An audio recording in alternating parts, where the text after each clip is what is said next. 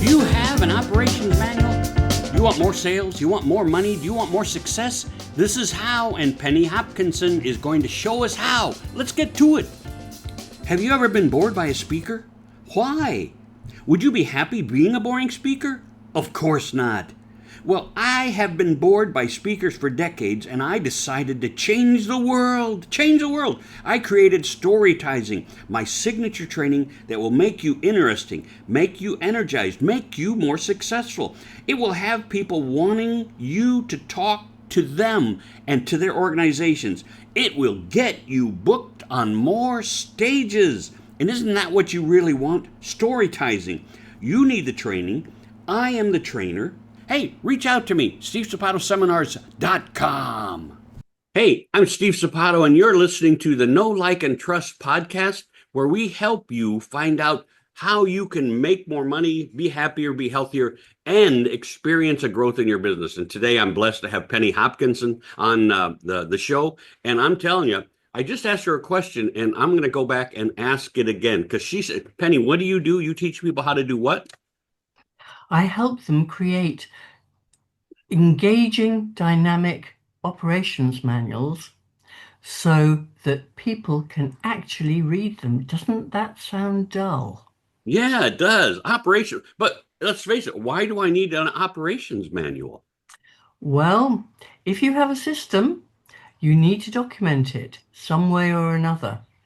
And the way that you can make small but meaningful and sometimes mighty improvements is by revisiting those systems and getting your team to make those little adjustments day in and day out. And they mount up and it helps scale your business and makes you more successful.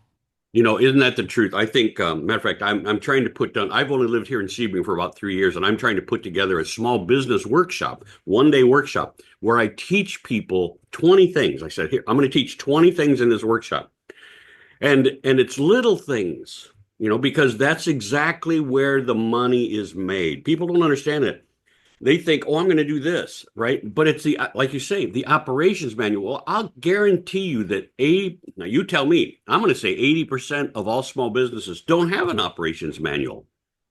No, because they can't see the benefit. They can't see that by documenting your intellectual property, you absolutely protect your intellectual property. And the bigger you grow, the more important it is. And at that time, when perhaps you want to sell your business, you have everything there ready to hand over. And I think here's the thing that most of us don't really understand now. I moved away from my old neighborhood when I was 60, so about 15 years ago. And since then, I've listened and I've heard, watched all the stuff as people post. And a lot of the small businesses just went out of business. And I went, wow, those were successful businesses. Some of them were businesses, some of them were restaurants, but they just closed up and moved on. I went, why? Why did that happen? And people went, well, nobody in their family wanted to buy the business. And because they were the business, right? They hadn't documented, they hadn't taught, they hadn't put their systems in place. Somebody else to walk in would go, well, how do I do that? Well, why do I do this? And when does that happen? And they didn't have any of that information available. So the business was just closed. So instead of making maybe $1 million for selling their small business, they closed the business. And now they're even on the hook for the building, probably, right? Absolutely. And that's why I wrote my book in 2023. What's it Because called? What's it called? it's called Manual Magic, Create the Operations Manual Your Franchisees Need to Succeed. And it's on Amazon, Kindle, and paperback. And the whole reason I wrote it was because we need to reimagine these dull text-heavy tomes, because anyone who is a young millennial or Generation Z and upcoming Alpha just won't touch it. They don't read in the same way that we No. do. I love nothing more than to follow a procedure, but I still go to YouTube. So you have to meet these generations where they learn. Well, and I think a lot of our education system has programmed us not to do certain things, to do certain things on a certain way. And we have to, like, I've got my whole group here. So I'm with you in terms of stop boring manuals is probably what your mine is stop boring speakers. Yours is stop boring Yes, manuals, yes. and that's what we have to figure out is how do we get the information that we have out to the people who really need it? Small businesses, medium-sized businesses who want to grow, who want to become more. She says franchisees.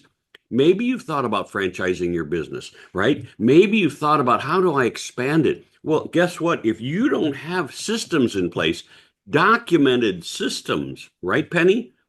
That's not going to happen. 100%. And this is why franchising is such a successful model, because you need to replicate success.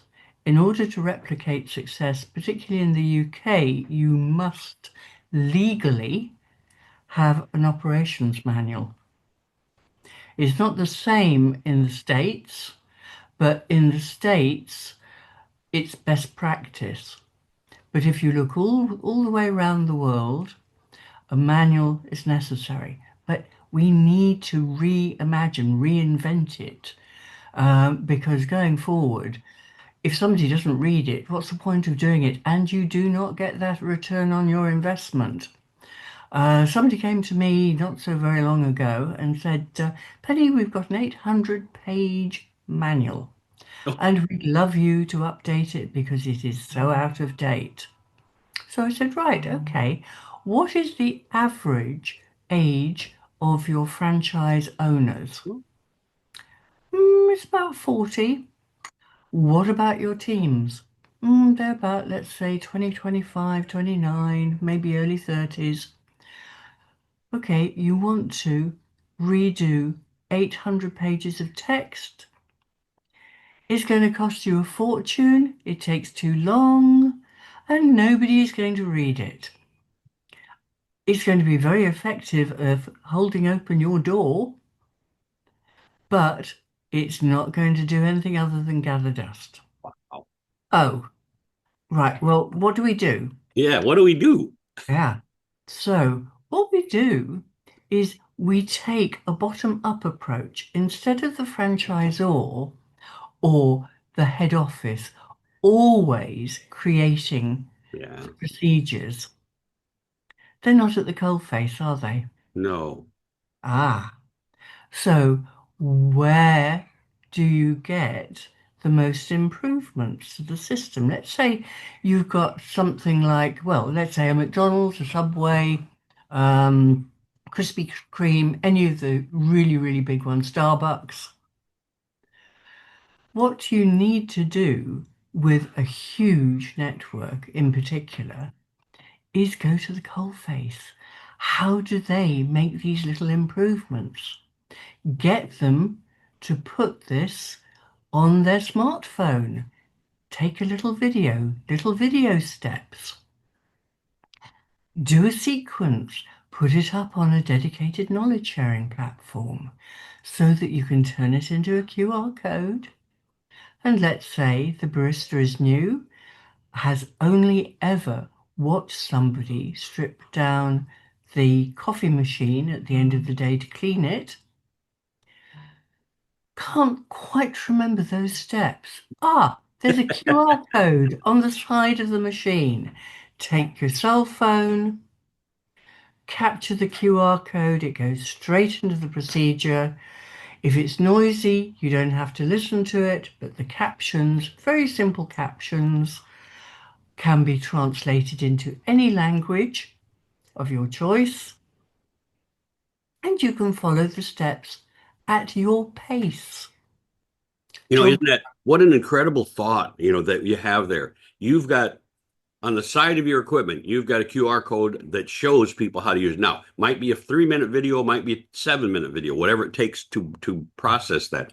But when you've got somebody standing there, a young, when you were talking about franchises, I was just reading a deal on Chick-fil-A here in the United States. Do you have Chick-fil-A in England? No, we No. don't. Chick-fil-A is probably, well, it is the most profitable franchise in the United States right now. And who knows why? I mean, they do a lot of things great. Most people who go to Chick-fil-A are always impressed by how no matter where you go in the country, it's exactly the same, just like McDonald's used to be, right? But it's all, and somebody said, well, it's run by teenagers. And I don't know if it's run by teenagers or not, but there's no big, massive leadership there. Somebody buys a franchise, they know how to run it. The franchisee has to be in touch with the Chick-fil-A. But every time you go, you do this, you do that, you do this. And when you pull up, they are young kids, 17 to Yeah. 22, 23 years old. And if they get stuck working on something, trying to figure something out, how cool would it be that they could just pull out their phone, click that, and like you say, watch a video that teaches them how to clean? Because I've owned several brick and mortar stores. One of the giant challenges is that you'll come in the next day and like I had an ice cream store, and the ice cream that we were selling, right? I mean, it was already going out the door, was sour. And you were Oh, like, oh no, right? Talk about ruining your reputation. And when you went back, it was like, well, who was responsible for cleaning this, right? And a couple of the kids would go, well, I was, but I wasn't quite sure. And you go, did you call me? Did you do this? But if we'd have had that on the side, they'd have said, oh, now I know how to clean this machine so we don't have this problem ever again, right? That's so important that you teach people how to put their manuals in a way, in a place where they're functional, right? yeah. And of course, the other thing is, you don't want people phoning up every 5 minutes. It Yeah. takes time. It takes you away from more important tasks, Yeah. like supporting your franchisees or your team members where they need it most. So cut down on all the questions. You have a searchable manual. You have everything there at your fingertips. You can build it, you can adapt it, you can get other team members to comment and see if they can improve on the system. Ooh. And then you incentivize the whole process. And what you do is you say every month, we are going to have the idea of the month. And that idea of the month comes from one of the teams. That team member receives a nice, let's say, Amazon voucher for $100. That goes into the leaderboard. Every month, something else is selected that makes the difference. And at the end of the year, let's say it's an annual conference, a panel chooses the idea that has made the most impact on the entire business. The person whose idea it was gets $1,000 for a nice holiday in Florida. And not obviously if they live in Florida, but Yeah. perhaps. Then they get a trip to the UK. Exactly. We could reciprocate beautifully. But the team whose winning idea it was receives a very good training bursary so that they can choose the training of their choice that will make a difference to that team. So everybody suddenly becomes engaged. They all want to try and find ways of making things better. You know, when I invited Penny to be on the show, and she said she'd like to be on, I wasn't sure how her process is usually above my listening audience. Now there are going to be a few people when we put out the leaders on this will say, "Oh, I want to learn more about how to incentivize people. I want to learn more how to upgrade my manuals. I want to know how to make my training better for our groups, our organizations." But I work with smaller business most of the time, Penny. And when you said incentivize, I was like, I'm a nutball on like how do you help your staff? How do you make your servers if you're in a restaurant? How do you get your servers to make more money? How do you get your cooks to cook better? How do you get all the people to do this kind of stuff? And the answer is always incentivize. Most small businesses don't incentivize anybody, and it's always amazing to me. I go, well, how do you get how do you get a survey back from the people who come in the front door? And they go, well, we don't get it. I go, how do you get their emails? They go, we don't get it. Well, How are you going to grow your business? How are you going to continue if you're not using the basics, which these are the basics of business now, staying in touch with your customer, communication effectively, right? So when she's creating these manuals to help your people, you're creating more effectively with your staff. Think about that. They go, man, I love working at this place because when I have a problem, I just do this. It's a great place to work. And what I will tell you is, and what I've always learned from my businesses, is if you treat all of your people this good, when they get time to leave, because they're all going to move on, when they get time to leave, they're going to bring in people that they've brought, that they've said that you guys are great. They've done stuff where they've bragged about you and they've said, boy, you should work here. And I wish there was a spot open. Hey, I'm leaving. Now there's a spot open. And they bring in great, highly qualified people who are motivated to work for you because they're tired of working for the other guy who hasn't done any of the stuff that you're doing. Right, Penny? You need to be the employer of choice. And the way you do that today, young people choose their employer. They don't, as employees, get employed by their employer in the same way. They want to feel valued. They want to have the shared values. They also want to make a difference to the company that they're working for. And if you can't do any of that, your life is going to be miserable and you'll move on. It costs to recruit, it costs to train. And if we really looked very closely at all these little nuances that make a difference to the employee's life, don't call them employees, call them team members. They are part of a team. You can't have a team, a disparate team, or just employees turning out the world's best burgers or the most delicious pizzas. It requires teamwork, and they all have to feel motivated, valued, and my belief is that if you offer them something a little bit more, they will go out and shout about it. Oh, I won this, voucher this month. I was the uh, idea of the month. This is absolutely fantastic. And somebody else will say, gosh, do they really do that in your company? Yeah. I'd like to work there. That's exactly what it is too. When you look at how are you going to restaff, because it's a continuing effort for all those people who are in business, whether it's small business, whether it's two people or four people. When I was looking for office, I ran a real estate appraisal company for 21 years, and I only had four employees. But when my office manager would move on, because no offense meant, we couldn't pay them a six-figure income, right? Couldn't pay them the big money that most people want. So even at the money we were paying, which I thought was darn good, when it came time for them to move on, they went, "Hey, I got to give my 2 weeks notice. I hate to, but I have to." And you were like, right? How do you Mhm. replace those people? Well, again, if you've done all these right things, the next person is dying to get into your small company. They want to work for you. They may be making a little bit more money someplace else, but they're unhappy and they heard about what you do for your people. Huge difference. So, Penny, how do people get a hold of you if they want to learn more about what you do? Well, I can be easily found on LinkedIn, and I have a monthly newsletter there, which is called Manual Magic Moments. And the latest was published this morning, and that tells you all about these little video steps and how you can make life more interesting within the company and more productive. And you can also find me on Linktree.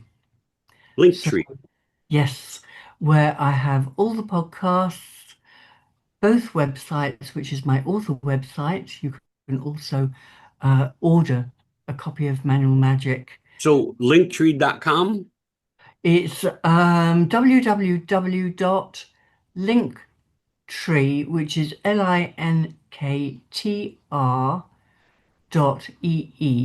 Oh, TR. / Penny Hopkinson.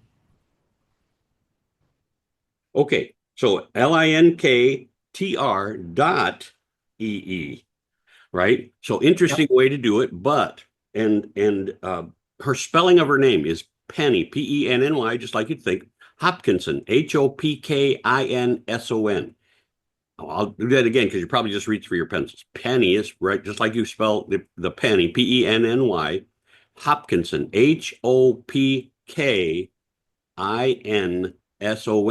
So you can find her on LinkedIn. Just type in the name under the search, Penny Hopkinson, and you'll find her. And of course, go to Linktree. And now, what's on Linktree? See, I don't know Linktree. So tell me a little bit Link, about Linktree. Linktree is like having all your assets under one website. So I have two websites. I have Manual Writers International, which is a company I started about nearly 35, 40 years ago, specifically to create operations manuals. But I also have an author website, which is pennyhopkinson.com. So where do you send anybody? Plus, I have all my major articles there because I'm a regular contributor to Franchise World and other articles, plus podcasts and newsletters. So it's a bit messy on one website. So all these have links under one umbrella, which is Linktree. Cool. So Make now we've given you all kinds of information today. First of all, how to improve your small business, right? How to make it so much better so that employees want to either stay with you or want to come work for you. We've helped you to find out. So you have to create new manuals, and Penny can certainly help you do manuals. If you don't have a manual for how you do stuff, how do you expect your employees to keep continuing the same level of product? Well, no matter what product, if you're making belts, if you're making ice cream sundaes, I don't care what you're making, there has to be a method to this. And people say, well, you just do this. Well, but other people don't know how to just do this. So you need a manual. And she helps you create manuals that actually work, people will watch and listen to, people will learn from. And that's important. So, Penny, I sure appreciate you being on the show today. This has been really great. I've really enjoyed it, Steve. Thank you. Yeah, my And pleasure. there is just one little thing Sure. can make everyone's life a little easier because writing procedures is absolutely dead boring. And it's also a bit of an art because you have to remember in your mind's eye all the steps necessary to create the quality standard that is expected. So in the next few weeks, I will be launching a SaaS product, software as a service product, which is Manual Magic AI. And that will allow anyone to upload their intellectual property, get it sorted into categories like people, marketing, day-to-day ops, and development, growth, and profit, and start building the standard operating procedures. It's funny that a lot of us, I mean, we all know we've heard AI. We've practiced or played our hand at AI. Most of us don't really know. We haven't grasped the real concepts. But if they grab a hold of your Manual Magic AI, then that's a way that you can help them put together what they need, right? Absolutely. They can do it actually independently. It's going to be subscription or a license, depending on how our research materializes. And the wait list goes out on LinkedIn. If you link with me on LinkedIn, you will automatically be notified about it because you'll see it on LinkedIn. And you can go from there to see exactly what it's about. It's Manual Magic AI done with you, by you, and it's AI with a human touch because only you know your business.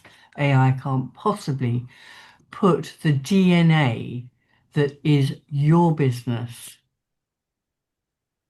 So you put the final touches, but it helps you with creating the SOPs and also storyboards for any videos. How cool is that? Penny, I sure appreciate your input. I will try and remember to put all this into the show notes. If you got anything additional you want, make sure you send me an email with the show notes in it so I can I include can do them. that easily. But folks, this has been fabulous. If you need to grow your business, then the Know, Like, and Trust podcast is certainly one that you should subscribe to. So go ahead and click that subscribe button right now. Penny, it's been a pleasure. And if there's anything I can do for you, matter of fact, stay on the show for a little bit afterwards and we'll chat. How's that? That sounds brilliant. Okay, folks, and I hope you have a blessed day. Again, Steve at stevesapato.com, stevesapatoseminars.com. Reach out to us. We can answer your questions. God bless. I'm Steve Sapato. While you are familiar with storytelling, there's a new approach called storytizing that takes it to the next level. What sets me apart is my ability to teach you how to energize every talk, how to engage every audience, how to involve them, get them interested, asking questions, leaning forward and wanting more from you. I get you the accolades and results you want from every presentation you give. What you get from storytizing is more confidence, more visibility, more opportunities. Imagine you're a salesperson wanting to make $100,000 a year, but suddenly you're making $500,000 a year because you learned one new technique, storytizing, the ultimate training for your success. Yeah.